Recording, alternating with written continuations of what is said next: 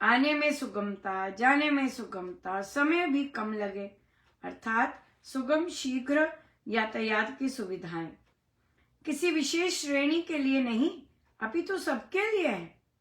इसी प्रकार आजकल ग्रंथों के अनुवाद बहुत हो रहे हैं और वे बड़े प्रामाणिक लोगों के हैं।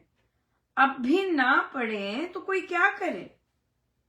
सब भाषाओं में श्रीमद् भगवद गीता मिल जाएगी, फिर भी ना पढ़े तो दोष किसका। पढ़ने का रिवाज होना चाहिए। आपको शौक होना चाहिए कि सवेरे मंदिरों में जावे। मंदिरों में जाने का रिवाज उड़ गया, गांवों में बिल्कुल ही नहीं, और शहरों में कोई जाते हो तो पता नहीं, वहां कोई ऐसा आकर्षण नहीं। घर में स्वाध्यायशील हो और गीता का पाठ करे तो गीता में श्री कृष्ण मिलते हैं। ऐसे अन्य जगह भी और वृंदावन में भी लोग देखते हैं, पर उसका विशाल रूप तो गीता में है। स्वाध्याय करके देखो। बहुत बहुत धन्यवाद गुरुजनों का, अनंत बार धन्यवाद, अनंत बार धन्यवाद। बहुत ही सुंदर दिन रहा, बहुत बहुत कृपा रही बहुत कृपा रही। और हम बुक क्लब हो रहा था, बच्चों का है ये। एक बुक क्लब है जिसमें यूथ जो है टिके हुए हैं, नहीं तो मुश्किल है बच्चों के लिए। पहले तो जॉब कर पाना बहुत मुश्किल है, खाली होते तब भी उनके लिए बहुत मुश्किल है जॉब कर पाना, इजी नहीं है। उसके बाद अब पढ़ने लग गए तो सबसे ज्यादा सबसे अफेक्टेड जॉब ही होता है, राइट। तो इसलिए जॉब हो जाए, जॉब हो सके, और सबसे पहले जब खाली होते हैं तब जॉब हो सके, बहुत इंपॉर्टेंट है। गोल फोकस होना बहुत इंपॉर्टेंट है। हमारा उद्देश्य क्या है, हम क्या करने जा रहे हैं, क्यों करने जा रहे हैं, ये फोकस होना बहुत जरूरी है। अगर नहीं फोकस होता तो फिर गड़बड़ होती है। और पता है कि अब एक जगह घुस गए हैं तो अब मेरा फोकस क्या है, यहां से निकल के मुझे कहाँ जाना है, वो चीज हमारे अंदर बिल्कुल क्लैरिटी होनी चाहिए अब, राइट। हमें मेहनत करनी आ गई है, हमने मेहनत करनी देखी है, और बेटर करना है, जो चीज पहले की थी अब कैसे करना है, ये चीजें फोकस ओरिएंट, गोल फोकस होना बहुत ज्यादा जरूरी है। Clarity, right. बहुत सुंदर महाराज टेस्ट लेते हैं साधकों का, डेफिनेटली, कि भाई इतना सब कुछ सीख रहे हो, इतना कुछ पढ़ रहे हो, क्लैरिटी आई कि नहीं आई, है ना, कि भावों में और वासनाओं में ही जा रहे हैं। तो जब क्लैरिटी आती है कि मुझे क्या चाहिए, मैंने किस रास्ते पे जाना है और किस रास्ते पे नहीं जाना, बहुत बहुत इंपॉर्टेंट है, राइट। और फिर तो यहां पर जब साधक अपनी वैल्यूज देखते हैं कि मेरी क्या वैल्यूज हैं, राइट, मैं किस तरह का विश्वास चाहती हूं, मैं किस तरह का समर्पण, पार्टनर में किस तरह का समर्पण है कि नहीं है, मेरे पार्टनर में विश्वास है का नहीं है, राइट। आपने अच्छा खासा टटोला है, हाँ, आप में और उसमें पार्टनर में जरूर बॉडी फोकस चीजें हो सकती हैं, लेकिन क्या आप सारी उम्र बॉडी फोकस रहना चाहते हैं, या आपका कोई और उद्देश्य भी है, ये चीज है। तो इसलिए जब क्लैरिटी आ जाती है, जब धुंध सारी गिर जाती है, तब चाहे कुछ मर्जी आगे आए, आप कहते हैं नहीं, मुझे इस रास्ते पे नहीं जाना, यहाँ पे मेरी वैल्यूज मैच नहीं होती हैं और मुझे यहाँ नहीं जाना है, मुझे इस वैल्यू पे जाना है, ये वाली डगर पहुंचनी है। क्यों? क्योंकि मेरी वैल्यूज यहाँ पे मैच होती हैं, यहाँ पे मैच नहीं होती। आप सफल हो जाते हैं, आप बिल्कुल सफल हो जाते हैं।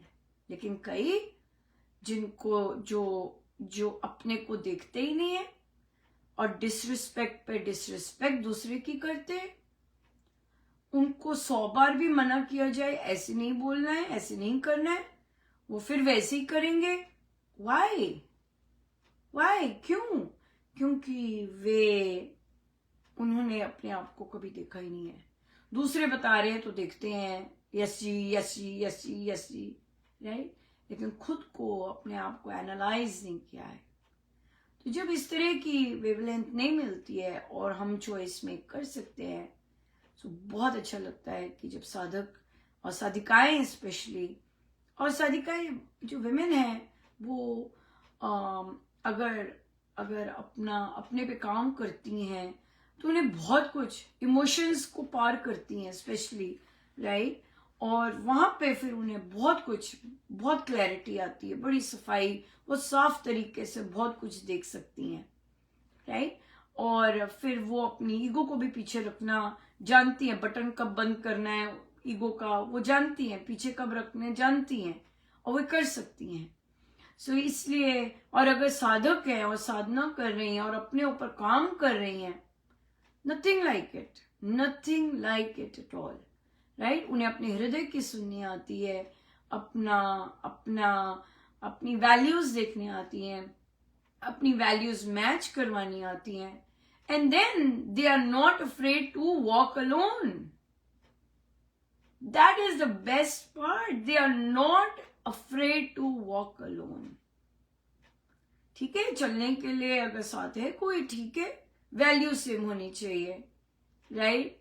अगर वैल्यू सेम नहीं है, sorry, right, it is not just the body, it is not just the emotions, the lust, there is so much beyond that, yeah. So इसलिए फॉरगिव कर सकती हैं, फॉरगिव करना आता है, फॉरगिव कर सकती हैं, तो महाराज बहुत कृपा करते हैं जब वे डिसीजंस लेती हैं और स्ट्रॉन्ग डिसीजंस लेती हैं, अपने लिए नो कहना सीखती हैं, या नो कह सकती है। सो बहुत बहुत अच्छा लगता है कि क्लियर होता है दिमाग, धुंधलापन नहीं होता, डाउट नहीं होता कि वो क्या कर रही हैं क्या नहीं कर रही हैं।